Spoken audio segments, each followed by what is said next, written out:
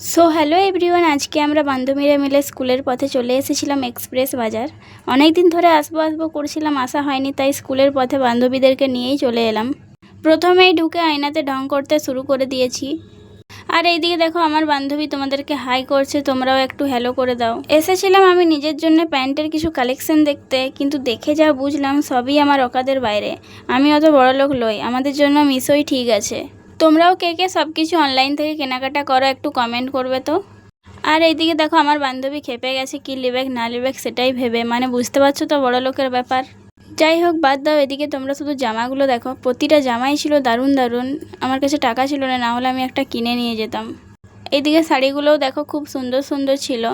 তাছাড়াও ছেলেদের জন্য হাফ হাতা ফুল হাতা খুব সুন্দর সুন্দর শার্ট ছিল, আর সংসারী মানুষদের জন্য ডাবু হাতা খুন্তি বাটি আরও অনেক কিছু, যেগুলো ভিডিও করা হয়নি। চলো আজকের মতো এই পর্যন্তই ছিল, দেখা হচ্ছে তোমাদের সাথে পরবর্তী কোনো ভিডিওতে। টাটা।